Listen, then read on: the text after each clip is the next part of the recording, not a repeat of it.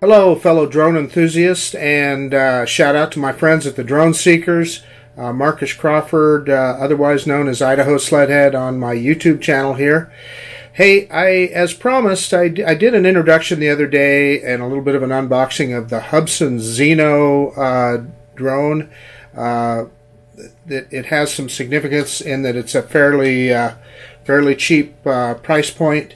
And features a three-axis gimbal that it will do video in up to 4K. Felt like it would be something of interest, particularly to somebody if you're thinking about getting a drone but don't want to spend $1,000 or $1,500 or even $2,000 on what I consider to be the top of the line DJI products.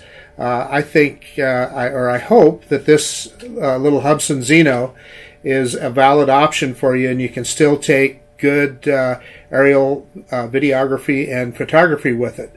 So with that said, I need to talk about the specifications of this drone a little bit. Like I said, I bought it on an Indiegogo campaign for $299.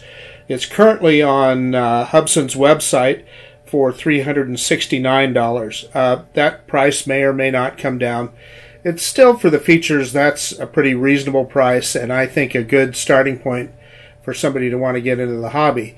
Now, with regard to specifications, it's saying that it has a flight time of 23 minutes. They call the battery, it's a 3,000 milliamp battery. Let me pull it out here.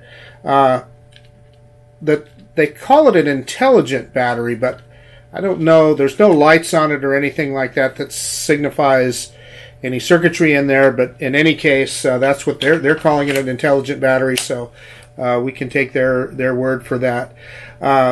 It also has a transmission distance of 1 kilometer. Which, if you're following FAA line of sight rules, trust me, 1 kilometer is plenty. It has a lot of intelligent flight modes, image tracking, panorama photography, line fly mode. I know it'll do an orbit mode. For stability, it does not have a bunch of sensors on it like you would find on a more expensive drone. There's no optical flow sensors. There's no infrared. However, it is GPS, and it has a barometer for stability control. So more on that a little bit later. The flight control, you use the Xeno app. Hubsan has an app that you load on your phone, and you hook your phone up to the remote control. I wanted to title this video First Flight, but it's not, because I actually flew it yesterday and had a bunch of problems with it. And in fact, I finished that video and did a scathing review, but decided not to post it because I got to thinking that it may be, part of it may have been my own fault. Honestly, the drone was, I found it to be uncontrollable. There was a large delay in the controls. In other words, you'd push the stick up and it would be like a 1 second or more delay before it would go up or down or whatever, and trying to get it to stop and go was really problematic. And as a matter of fact, I came as close to crashing a drone as I ever have. If you'll, I've in all of my years of flying drones, I've never crashed one. But if you'll look at the end of these props, you'll see a little scuffing there. I got up against a post, and I didn't crash the drone, but man, it was scary. And in fact, I lost all confidence in being able to fly the drone safely, and I lost transmission numerous times while I was flying it.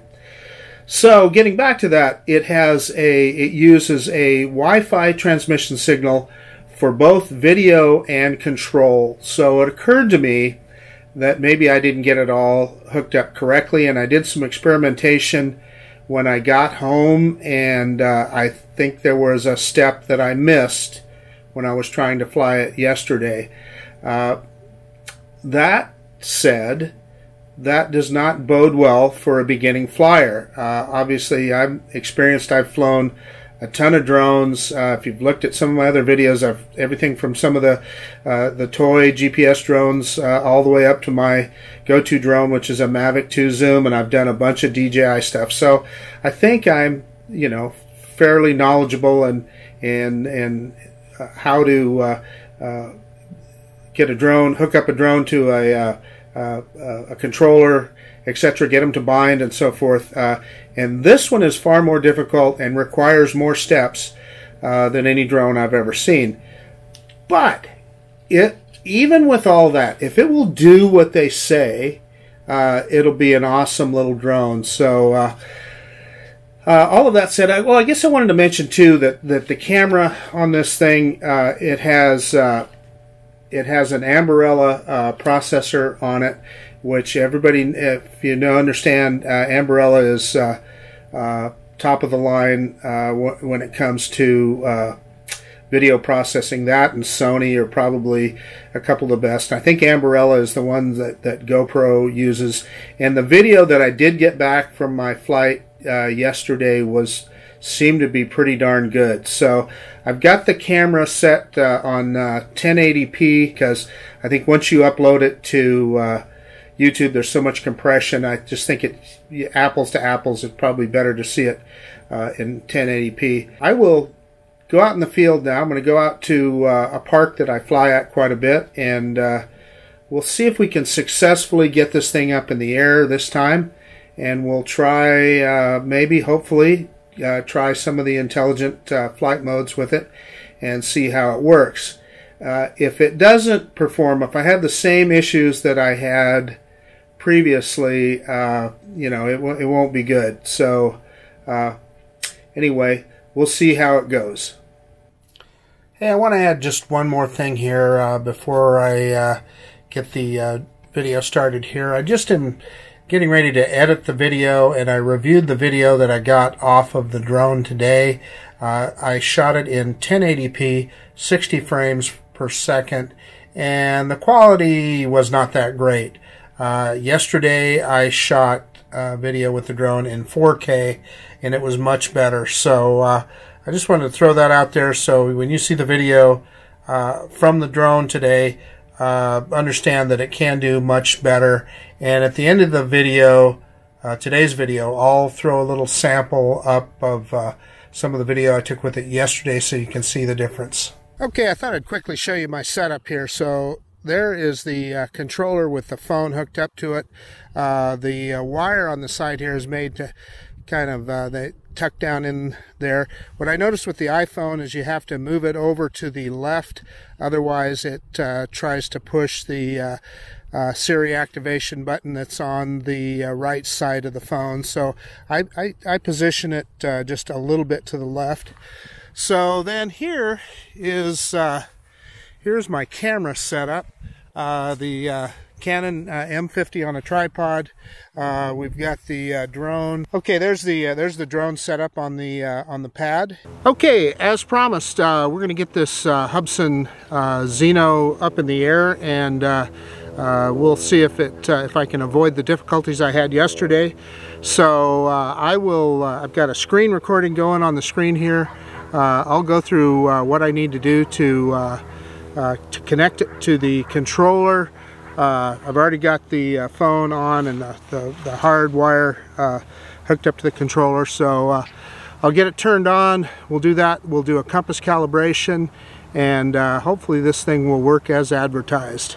Okay, I'm going to turn the drone on first. Yep, looks like I've got it on, so now we'll turn on the remote here. Hold the button down.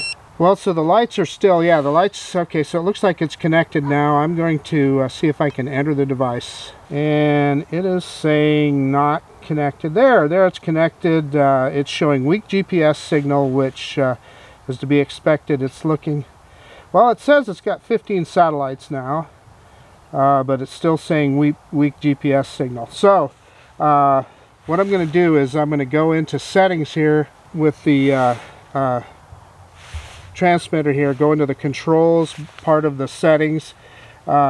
set transmitter and aircraft connection. I've got it set to Wi-Fi there where it says transmitter connection.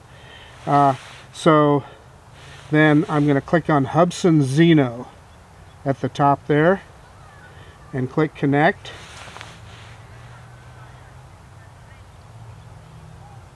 And it says Wi-Fi establish. It says please restart the drone something with the booster for the first time. So I'm not sure what that means. So I'm gonna. It says please restart the drone, so I'm gonna do that. I'm going to turn the drone off and turn it back on. So let me turn it back on. Okay, so it's on. Let's see if we get a connection. Okay, so it reconnected. It's saying weak GPS signal. Boy, I'm telling you, this shouldn't be that tough. Shouldn't be that hard to get a controller connected to a drone. Still saying, yeah, now it's okay. So now I've got green, so that should be good. I'm going to go back in and look, and I'm going to click connect again to the aircraft. And it says Wi-Fi established. Please restart the drone when using the booster for the first time. So I don't know, we restarted it, so I guess that's something that you only need to do the first time. That is not 100% clear. So in any case, I'm going to go in and let me see here. I'm going to set the camera settings while we're in here. Looks like I need to go into video mode to do that. So I push the button to change it to video mode. I want to change the video resolution to 1080p. Okay. And the frame rate, we're going to go 60 frames per second in 1080p. So other than that, we'll leave everything on automatic.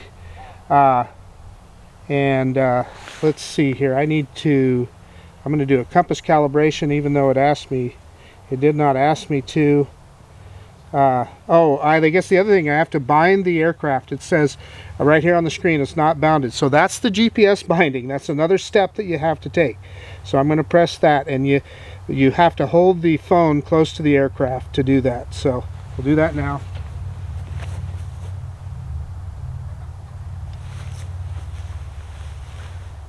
So I'm going to click OK. Needs to gather GPS accuracy. So next step. And it says good GPS accuracy. So we did good there. So we got that much done. Let's now let's do a compass calibration, and then we can actually fly. Okay, hit the very bottom there, the little icon that I don't know, it kind of looks like a freeway bypass or something, but anyway, we're going to click on compass calibration. So I'm turning the drone clockwise. So now it gave me the okay to hold it up, and again we're turning it clockwise, and it says we're good. Okay, so with all of that said, we should be ready to fly now. I'm going to start it recording, which is the right button on the controller. Okay, it looks like it's controlling. It's recording, excuse me. So no, let's I'm going to try for an auto takeoff, and that is the right button on the front of the controller. Let's see what happens.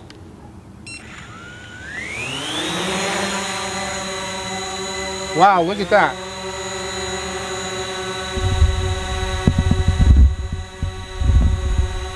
So I can already say that is much better and much more stable than I had yesterday. When I was flying this drone yesterday, that thing, it was all over the place. So this is encouraging. Let's I was like giving them a push, and let's see if it'll come back here.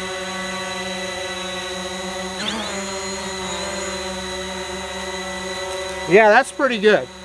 That feels very stable. So okay, let's go up and away here and see what happens.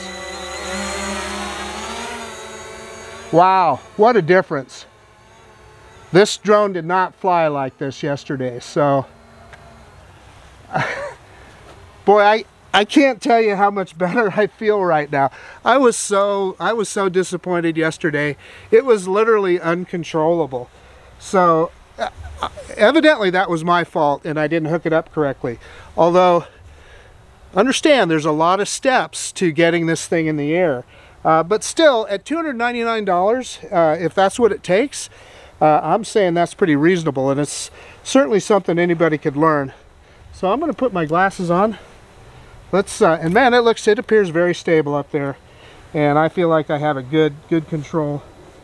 I'm going to pan a little bit here. We're at about 25 meters in height. Oh man, what a world of difference. When I was trying to fly it yesterday, it felt like the controls were just delayed. I mean, it was not good. So, okie dokie, that's good. Let's bring it back down here and bring it in, and maybe we can try some of the intelligent flight modes. So I'm gonna go down and forward. You can see you got some propellers in the video there.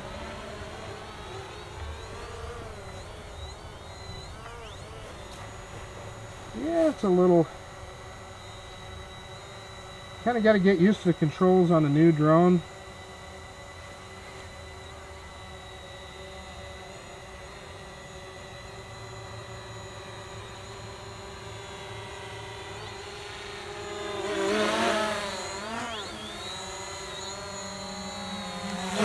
Wow, I am just stunned at the difference in experience I'm having today.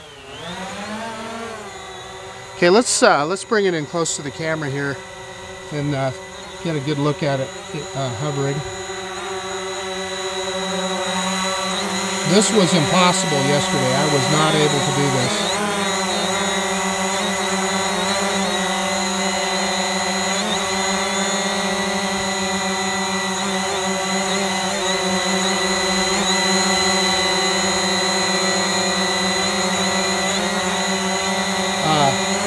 The thing is, if you tried this with all the sensors on a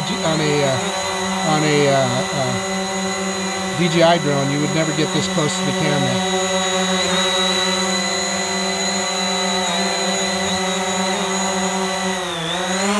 It's kind of interesting watching that gimbal go back and forth there. So hopefully you can see that as the gimbal seems to be doing its job.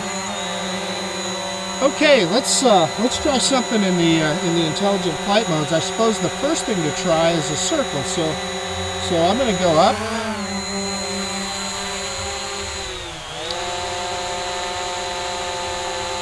Pull the gimbal down here a little bit, and let's go into the flight modes here. Let's do orbit mode. And let's see, you can go to set the orbit height and direction. So we're going to go up a little bit.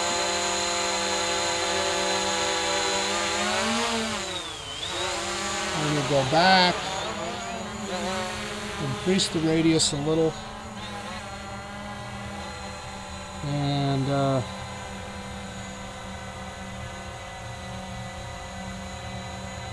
we'll go counterclockwise.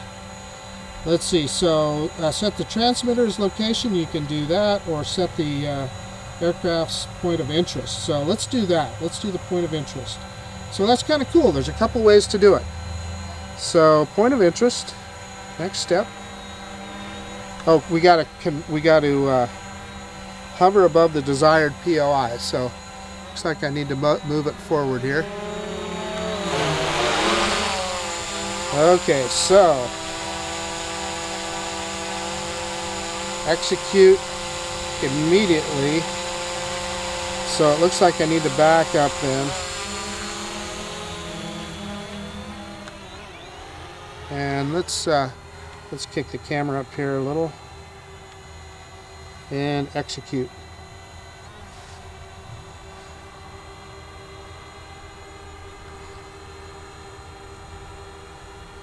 Let's move the slide over. Let's speed it up here. So it's doing it. Wow.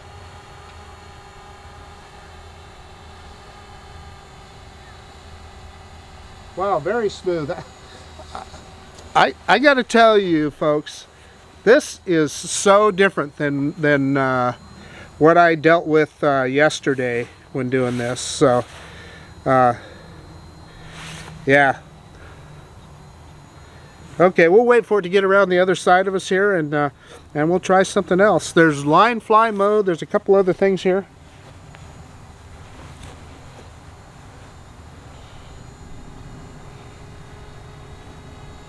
Okay, I have to tell you, I'm happy now. I had such a bad experience yesterday. I was really upset. Quick stop, and it stopped. Perfect. Okay, let's go back into those flight modes again. I clicked the wrong thing. I wanted to find line flight here, but this was having problems scrolling. There's line fly. So we set the angle.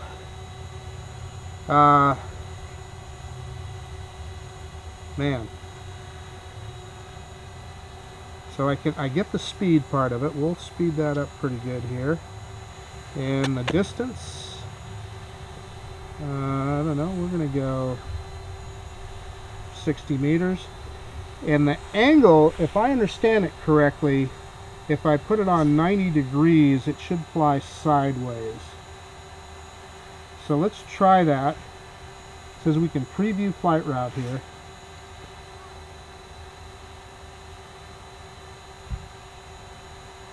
Well, honestly, that's not telling me much, but let's try it. I'm going to execute, and we'll see where it goes here. Line fly started. Oh, okay. It's doing what I expected it to do.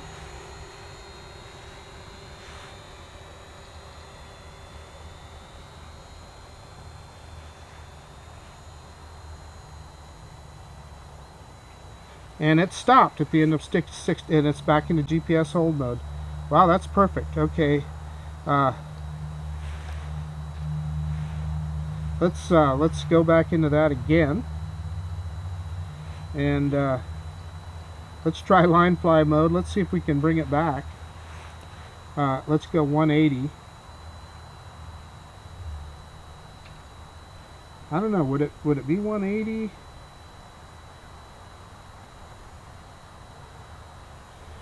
Let's see. Let's try that, and let's see what happens. I can see the drone hovering over there. Yeah, and just what I thought, it's coming back here. Or no, it's flying backwards. Okay, so 180 would send it in reverse. Let's stop that. So it's hovering. Let's bring it back towards us here. Well, in fact, at this point, why don't we try, let's see if we can do a return to home. So if I'm going to hold the return to home button on the remote here. Let's see if it comes back to us.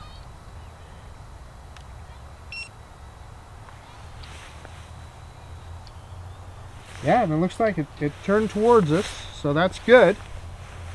So it looks like it's coming back here.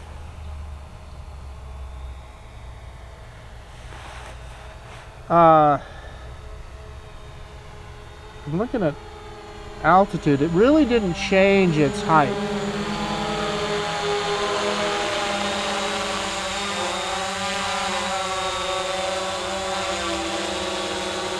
So it's coming down into the grass. So I'm going to see if I can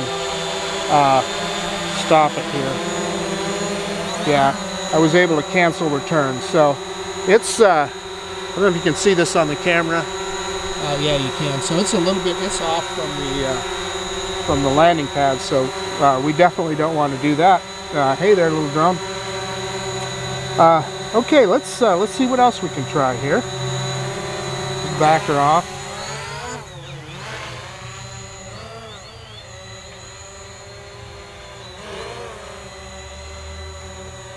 Okay, back into the intelligent flight modes. Well, let's see if it'll follow me. Altitude is too low, so let's go up a little ways. So I tried this yesterday and had some issues, so let's try it again here. Following mode. So active track it, you just like you do on a DJI product, you draw a picture around. Yeah, so it's got me, so I'm going to tap go. Alright, so if my phone is still recording audio, we'll get audio with my phone, I hope, otherwise you'll lose it.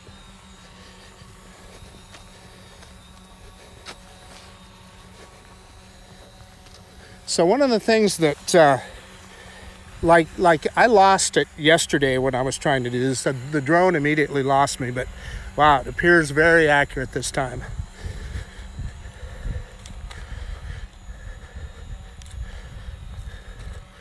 Well, we're down to 35% battery, so it's almost time to land.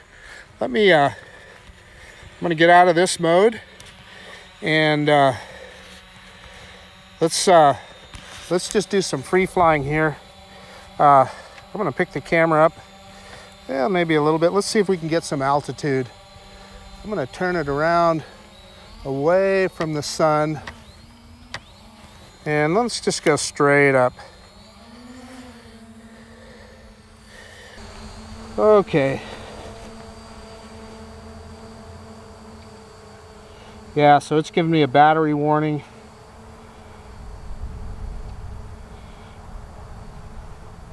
So obviously 120 meters is a max height that we can go, and I am not going to test that.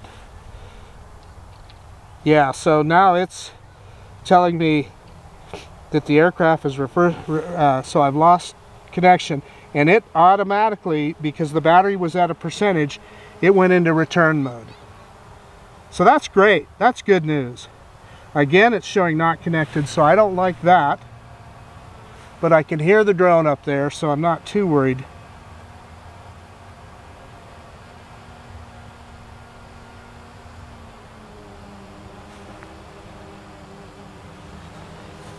Yeah, okay, so we're connected again, but boy, I'll tell you, range-wise, this is definitely going to be range limited, because there's really no reason that,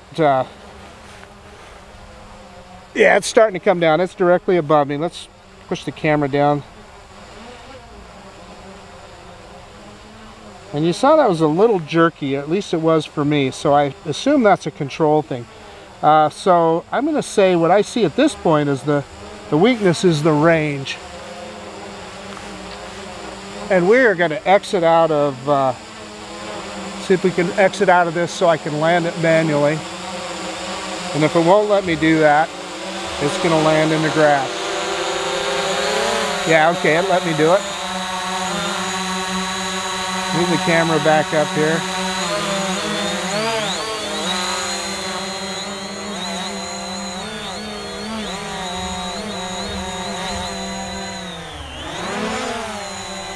Yeah, so you can see that control-wise, it's a little difficult. I don't know if I could. I'm trying to land on the pad here, and it's hard to get that fine control needed to do it.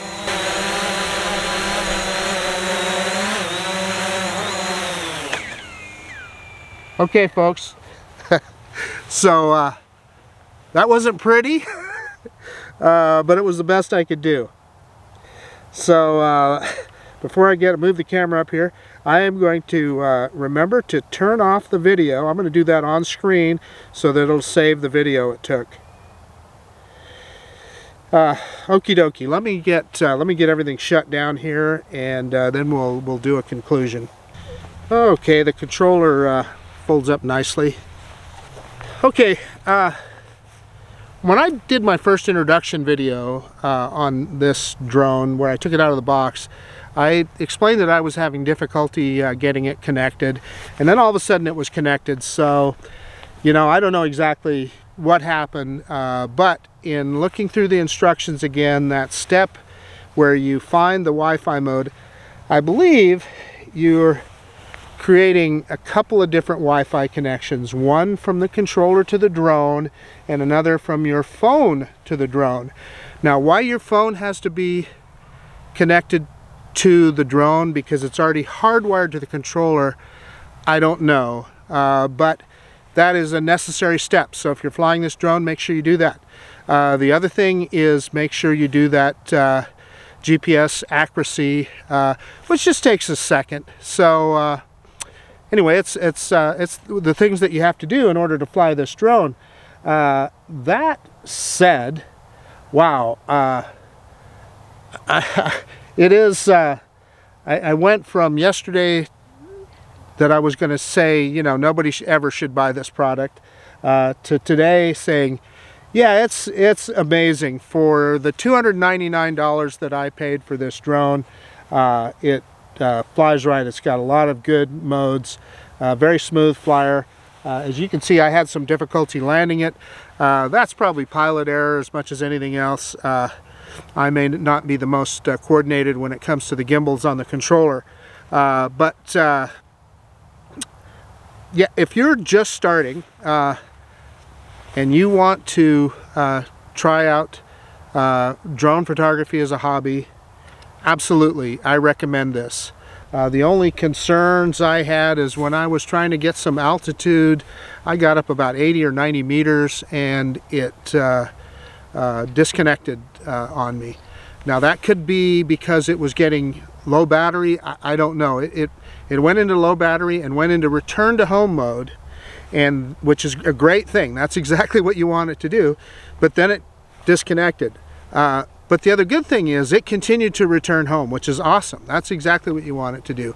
Then it reconnected. I was trying to hold the controller to face the drone and get connection, and it reconnected for a little bit. And then as it was coming down, it disconnected again and then reconnected. The other thing that I'll add is you saw me, I don't know, my video camera, I don't know if my video camera caught it. It might have quit. But as I was trying to land it, I interrupted the auto land because it was going to be about 4 feet away from the pad, and I didn't want it to land just in the deep grass here.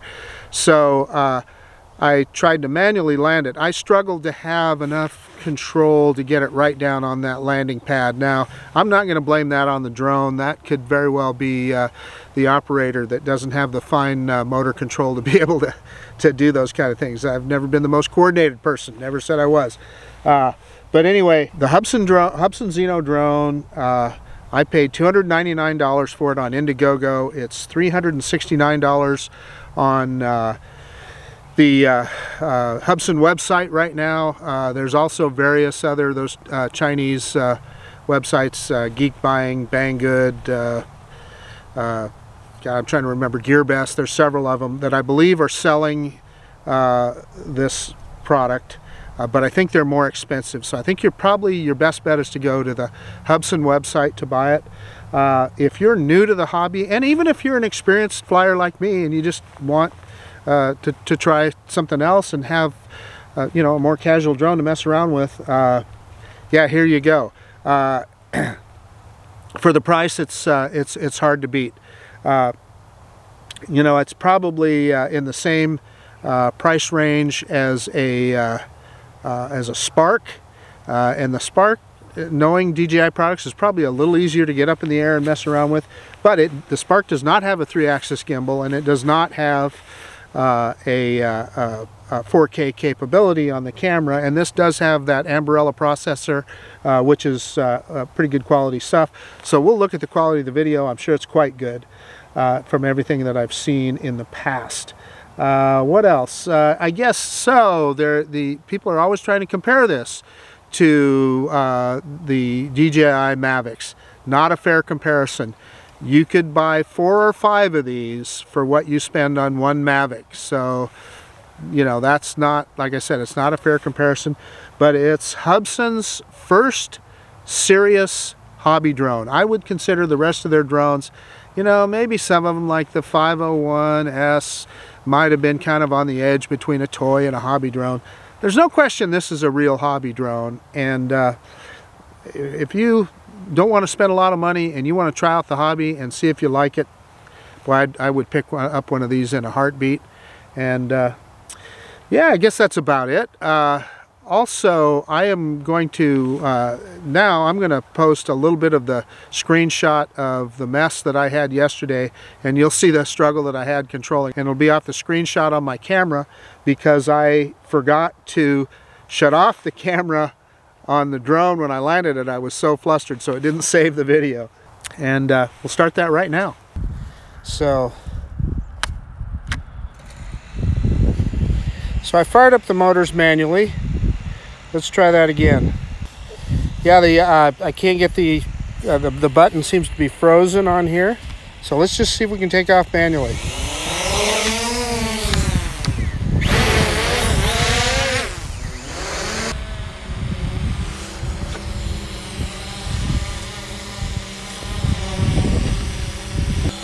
Boy, folks, I have no control over this drone. I'm bringing it down. I don't know what's going on, but there's literally, I was trying to move forward and manually control it, and I had nothing. So that's not a good sign. I'm going to try and take off one more time. This is pretty nerve-wracking.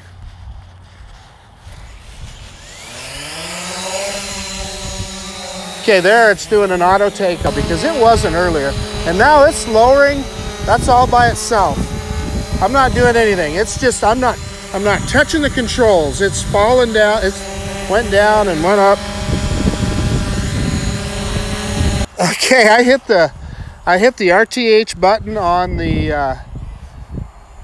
oh yeah, it's okay, so it's doing something now. I hit the return to home button on the remote, and it's like it's delayed. It took it a few seconds. Man, I'll tell you what, it just doesn't give me the warm and fuzzy. It drops in altitude, it goes up in altitude.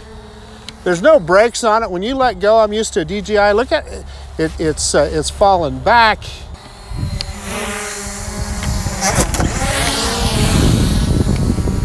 Yeah, I just landed it there. Trying to bring it in front of the camera. I just grazed the post up here. There, it's just very difficult to control.